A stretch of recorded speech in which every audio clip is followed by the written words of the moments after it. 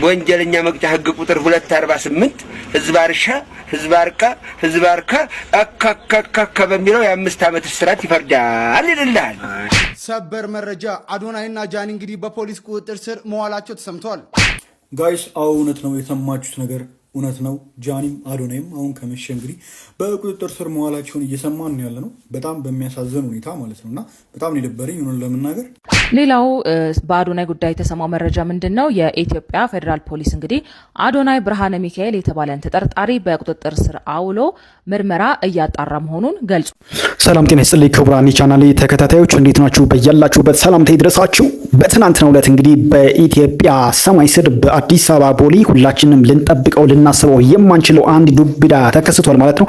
እርሱም ታዋቂው በ2018 የቲክቶክ ክሬቲቭ አዋርድ ሊቅምቅም አድርጎ አዋርዱን ሁሉ ወደ ቤቱ ያስገባው በአጭር ሰዓት በብዙ ኢትዮጵያኖች ልብ የገባውና በብዙ መልካም ስራዎቹ በቀና ልቡ የምናውቀው ቲክቶከሩ አዶናይ ብርሃነ ኃይለ ሚካኤል የተባለው ግለሰብ ማለት ነው በኢትዮጵያ ፌደራል ፖሊስ በቁጥጥር ስር ውሏል። ከዚህ ጋር ተያይዞ እንግዲህ የፌደራል ፖሊስ መግለጫ ወጥቷል። ያወጣው መግለጫው ምን ይላል? ስለ ቲክቶከር አዶናይ ብርሃነ ኃይለ ሚካኤል የተባለው ቲክቶከር እንግዲህ ስለርሱ አንድ የህግ ባለሙያ ወጥቶ ማብራሪያ ሰጥቷል። ምን ይላል የሚለውን በቀጣይ የምናይ ይሆናል።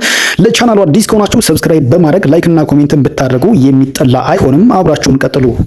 አዶናይ ብርሃነ ኃይለ ሚካኤል በቁጥጥር ስር ሊውል የቻለው ከኢትዮጵያ ህዝብ ባህልና ስነ ምግባር በተቃራኒ በህዝብ ዘንድ ተቀባይነት የሌለው አስነዋሪ አለባበስ ለብሰው በአደባባይና በቴሌቪዥን በቀጥታ ስርጭት የታዩበት 5 ተጠርጣሪዎች በቁጥጥር ስር በዋሉበት የወንጀል ጉዳይ ጋር በተያያዘ መሆኑ ፖሊስ አስታውቋል። እውቅናና ገንዘብን ለማግኘት ብቻ በማሰብ ሚዲያዎችን ኃላፊነት በጎደለው አኳኋን እየተጠቀሙ በተለይ በወጣቱ ትውልድ በመልካም ስነ ምግባር ተቀርጾ ሀገርን የሚጠቅም ተግባራትን እንዲያከናውንና በተቃራኒው ትውልድ ላይ ርካሽ ባህልን ለመጣል የሚደረገውን ተግባር ለመከላከል የኢትዮጵያ ፌደራል ፖሊስ የጀመረውን ምርመራ አጠናክሮ እንደሚቀጥል አስታውቋል። እንግዲህ ክቡራን ተመልካቾች ይህ ነበር የኢትዮጵያ ፌደራል ፖሊስ በቲክቶከሮቹ ጉዳይ ያወጣው መግለጫ።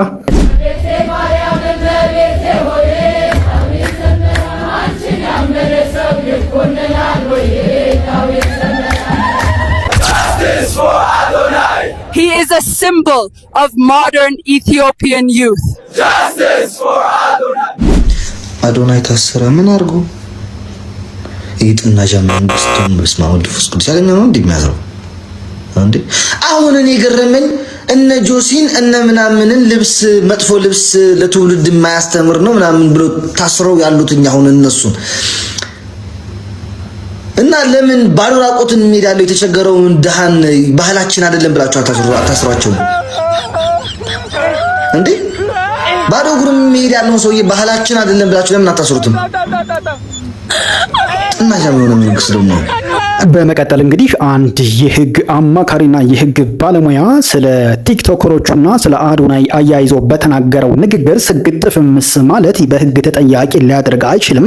በተቃራኒው የአሜሪካ ዜግነት መኖር ወይም የአሜሪካ ዜጋ መሆን አሜሪካዊ መሆን ከተጠያቂነት አያድንም ሲል ተናግሯል። ቀጥታ ወደ እርሳቸው ምስሉ ማለት የወንጀል ተጠያቂነት አያስከትልም። አሜሪካዊ ዜጋ መሆን ከተጠያቂነት አያድንም። ሰላም ደጉላው ነኝ። እንግዲህ በሀገራችን የወንጀል ህጉ የራሱ ዓላማ ያሉ ሲሆን በዋናነት የማህበረሰቡን ሰላምና ጸጥታ ማስከበር ከዚህም ባሻገር ወንጀል ፈጽመው የተገኙትን ለህግ ማቅረብና ተገቢውን ቅጣት ማስገኘት ሲሆን የፐብሊክ ሞራል፣ የህዝብ ደህንነት፣ የህዝብ ሞራልን እስቴትን መጠበቅ እንደሆነ እንረዳለን። ከዚህ ባልተናነሰ መልኩና ደግሞ የወንጀል ህጉ ፕሪንሲፕልስ ከሚባሉት ወይም ደግሞ መሪዎች ከሚባሉት መካከል አንድ ድርጊት ወይም ደግሞ ያለማድረግ በግልጽ በወንጀል ህጉ ወንጀል ነው ተብሎ እስካልተደነገገ ድረስ የወንጀል ተጠያቂነት ወይም ደግሞ ቅጣት መጣል እንደማይቻለው አብሮ ተያይዞ ተደንግጎ ይገኛል። ስለዚህ በሀገራችን የወንጀል ህጎች በምንመለከቱበት ጊዜ ስግጥ ፍምስ ብሎ መናገር ብቻውን የወንጀል ተጠያቂነት እንደማያመጣ እንገነዘባለን። ከዚህም ባሻገር ህገ መንግስቱን ጨምሮ በሌሎች ድንጋጌዎች ማንም ሰው ሀሳብን በነጻነት የመግለጽ መብት እንዳለውና በልዩ ሁኔታ እነዚህ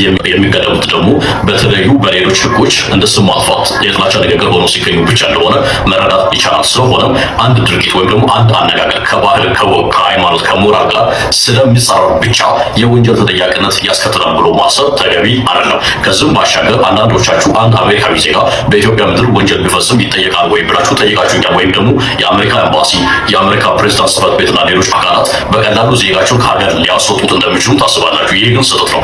አንድ አሜሪካዊ በኢትዮጵያ ምድር በባህር ሆነ በየብስ በአየር ሆነ በምድር በየትኛውም የኢትዮጵያ ግዛት ወንጀል የፈጸመ እንደሆነ ተገቢው ምርመራ ተጣርቶበት ጥፋተኛም ከተባለ ተገቢውን ቅጣት ያገኛል። ከዚህ ጋር በተያያዘ ዲፕሎማቶችና አምባሳደሮች የተለየ ዓለም አቀፍ ልማድን በተከተለ መልኩ ትሪት እንደሚደረጉ ማሰብ ተገቢ ነው። ስክት ፍምስ በሉ ማለት ብቻውን ወንጀል አይደለም። አሜሪካዊ ዜጋ መሆን የከህግ ተጠያቂነት አያድነው። አመሰግናለሁ።